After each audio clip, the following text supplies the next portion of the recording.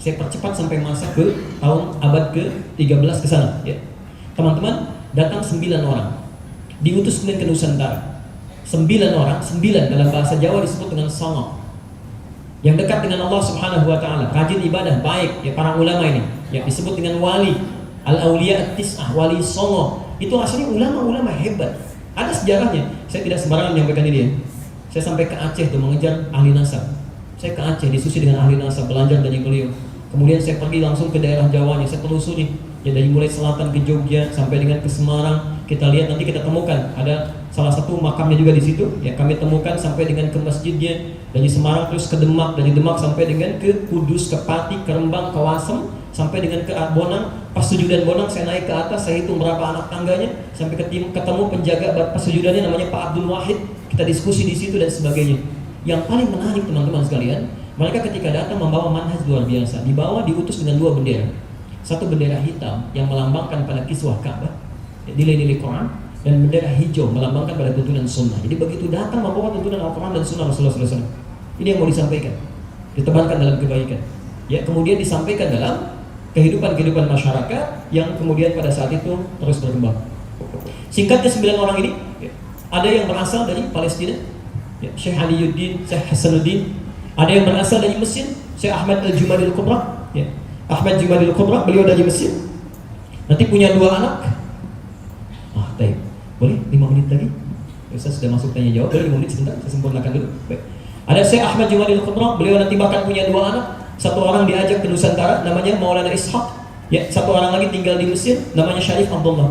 Dari Maulana Ishaq ini nanti turun keturunan. Ya. Yang paling menarik, keturunannya siapa? Ya, pendiri 2 ormas Islam besar di Indonesia. Kiai Haji Muhammad Hashim bin Asy'ari mendirikan NU tanggal 31 Januari 1926. Kiai Haji Ahmad Dahlan mendirikan Muhammadiyah tanggal 18 November 1912. Itu keturunan Maulana Ishaq. Kalau antum telusuri misalnya, dia di kitab misalnya kitab Syekh Muhammad Hashim bin Asy'ari punya 19 kitab.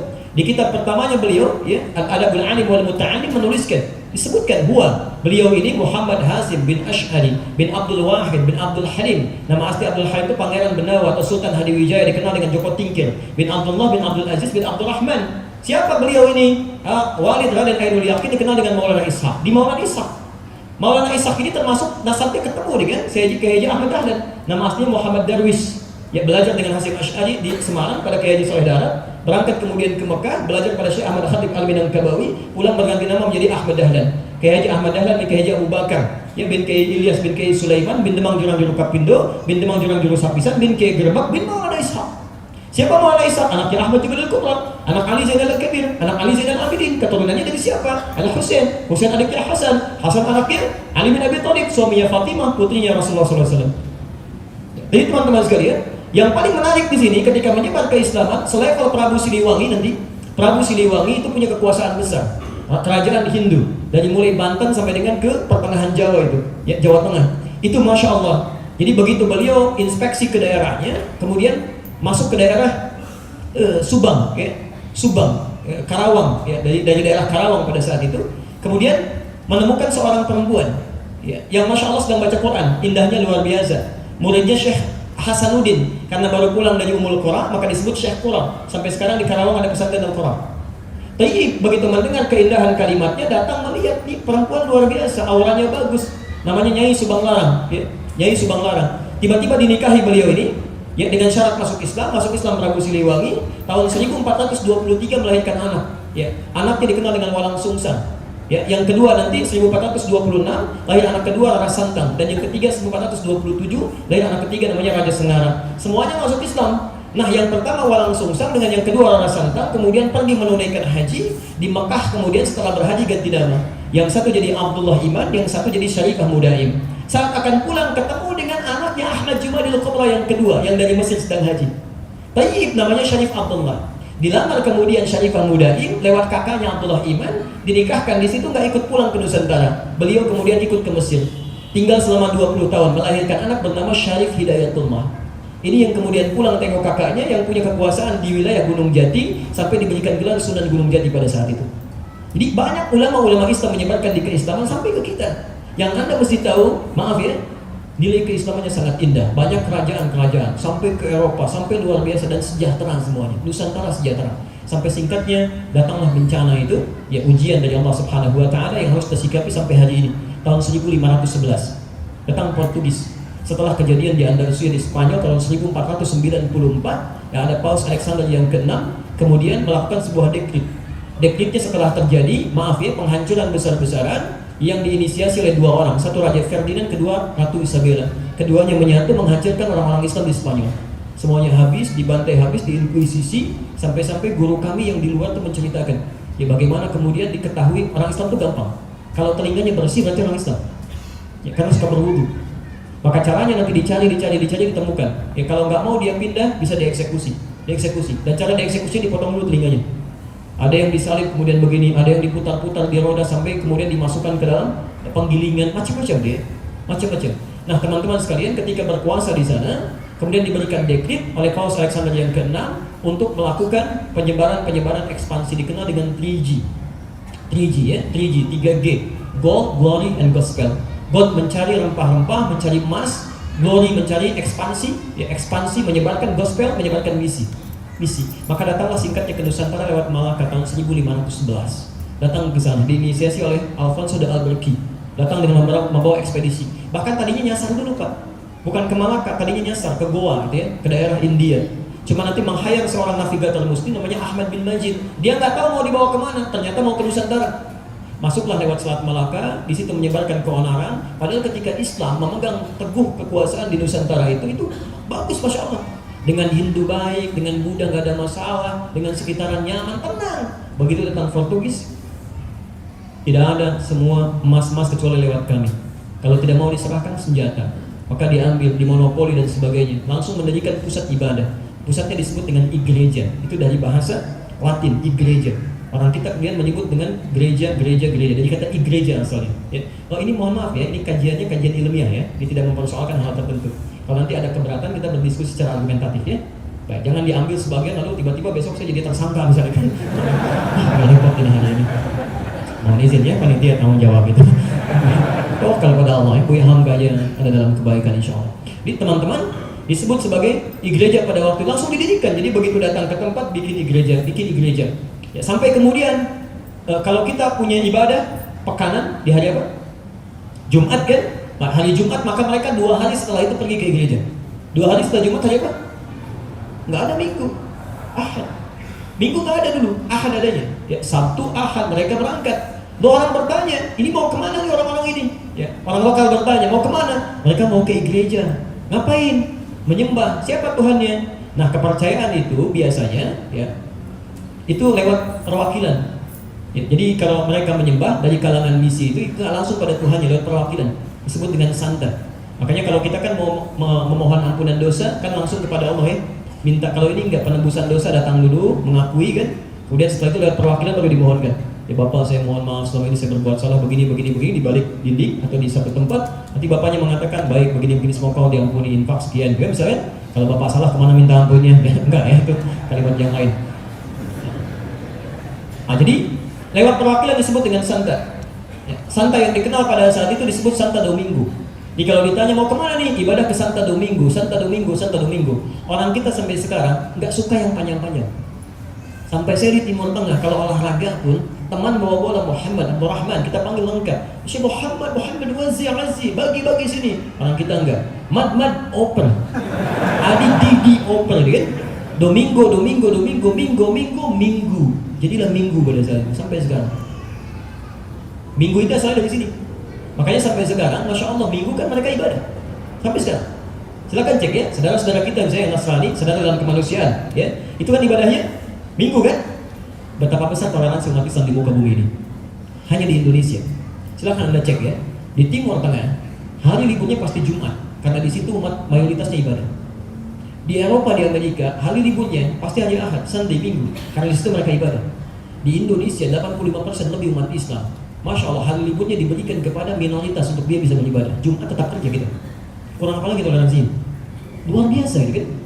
Nah, di sini kemudian yang jadi masalah. Saya tutup sampai di sini dulu ya, supaya kita bisa diskusi sebentar. Tiba-tiba mulailah kemudian ada persoalan di sini. Orang mulai ngajak dipaksa. Ayo berubah kamu. Ayo diajak. Ada yang pembantunya diajak, ada yang diberikan makanan, ada yang dipaksa. Sampai keluar fatwa. Kiai Haji Hashim bin Asy'ari itu pernah menulis 19 kitab Kitab keduanya Risalah Ahlus Sunnah wal Jamaah, halaman ke-14, paragraf yang pertama, kemudian posisi paling pojok sebelah atas kanan, baris yang kelima di ujung barisnya di sini, sampai mengeluarkan fatwa. Lihat fatwanya saya bacakan.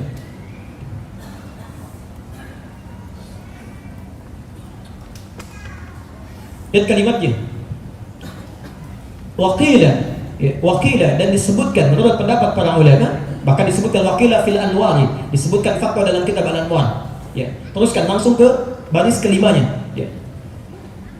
Walikulli fa'ilin fi'lan, dan bagi setiap orang yang ikut-ikutan secara nyata. Ya, awas hati-hati, melakukan perbuatan la yasduru illa min kafir, kecuali melakukan perbuatan niru-niru yang tidak bersumber kecuali dari orang-orang kafir. Kasujudi lis-shalib, seperti ikut-ikutan, ya, ikut-ikutan menyembah yang bukan bagian dari persembahannya, salib. Ya, salib itu tanda dari saudara kita secara kemanusiaan di Kristen, ya. Ikut-ikutan di sana menyembah, awin nari, atau kepada api, atau kemudian awil masyi ilal kanais, atau jalan ikut-ikutan ke gereja. Kanais itu jamak dari kata kanisa. Atau hanya sekedar ikutan bizananiriha, dengan pakaian-pakaiannya atau mengenakan atributnya. Di fatwa sudah keluar dari dulu, mengenakan atribut-atributnya seperti mereka, atau ikut-ikutan walaupun tidak ibadah, itu keluar fatwa dari beliau, itu haram dilakukan.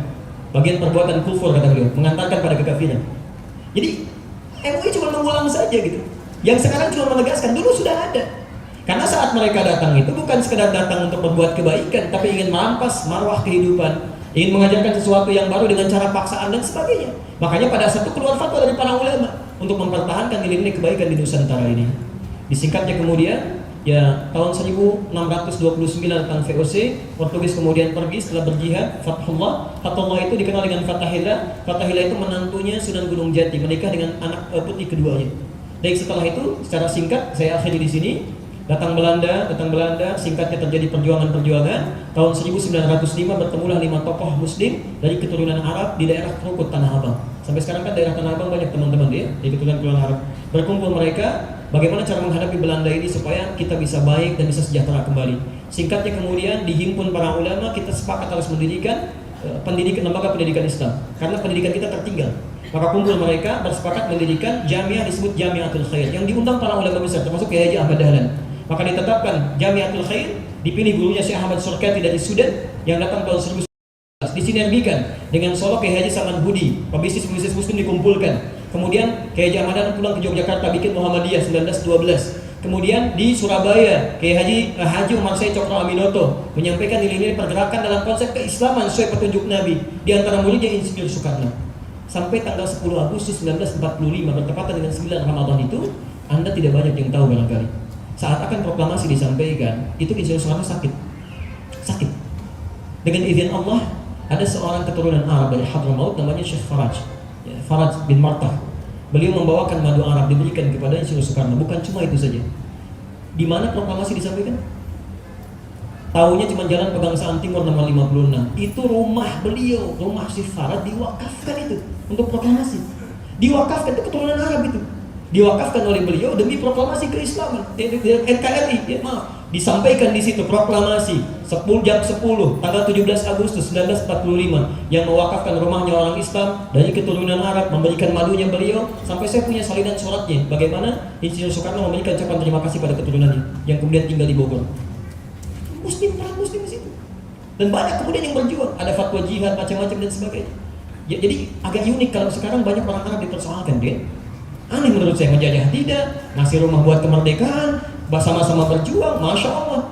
Nggak ada kemudian yang menjajah kita dan sebagainya. Kenapa sekarang banyak masalah dengan orang Arab? Ya, sementara orang-orang yang disepakati di sejarah sebagai penjajah dan sebagainya, sekarang malah kemudian Anda membangun kebaikan-kebaikan yang tidak tepat di situ. Maka dari itu teman-teman sekalian, sampai kita ketemu di akhirnya itulah Islam. Dari perjalanannya, ya kita sekarang tinggal menghadirkan kembali. Alhamdulillah sekarang banyak kebaikan-kebaikan, sudah banyak orang ke masjid untuk ibadah, senang dengan itu. Tapi tidak cukup sampai situ. Kita harus kembalikan kepada Nabi pernah mengajarkan bagaimana, ulama kita pernah mengajarkan bagaimana supaya kebaikan-kebaikan itu terserap lagi dan teraplikasikan dalam kehidupan kita. Maka pulang dari sini, ayo kembali untuk berislam dengan baik. Ya, kata Nabi, maaf, di hadis Muslim hadis 145, saya tutup sampai sini. Ya, badal Islamu ghariban. Asalnya Islam datang dalam keadaan yang gharib, asing, sedikit tadi, tapi kemudian meluas. Fasayaudu ghariban, maka akan muncul dalam keadaan asing lagi. Dimohon maaf kalau Anda sekarang mau berislam tiba-tiba jadi terasing, mau mengikuti sunnah Nabi tiba-tiba jadi terasing dan sebagainya, itu artinya ada kebaikan-kebaikan bahwa Islam kita benar di situ. Ya fatu balil qaraba, maka berbahagialah bagi orang yang dianggap terasing pada saat itu. Nah tugas kita bukan menjadi orang asing, bukan mengasingkan diri. Tugas kita menghadirkan nilai keislaman yang baik di bumi Indonesia ini dengan tetap memegang teguh NKRI dalam kebaikan-kebaikan. Jelas di sini. Jadi pulang dari sini sholatnya baik, bagus ya. Nah, awas hati-hati, bukan Islam, jaga NKRI. Oh bagus, silakan sholat, iya pakai seragam, bagus pakai seragam. Sholat ruku di foto, tapi sholat duhur jam 11 belum waktunya gitu kan. Pakai sepatu lagi kan, aneh di situ ya. Saya cukupkan dulu sampai sini.